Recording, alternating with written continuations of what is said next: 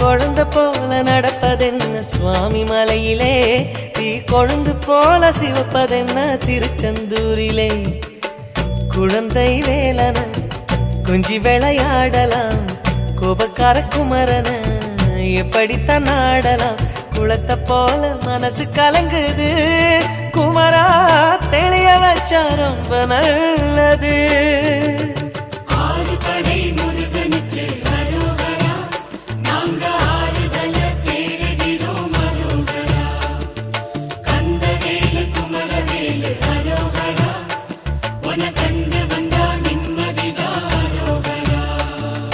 பழனியிலே சந்நியாசி, தணிகையிலே சம்சாரி, ஓம் கணக்கு புரியலையே முருகா, ஓம் கணக்கு புரியலையே முருகா.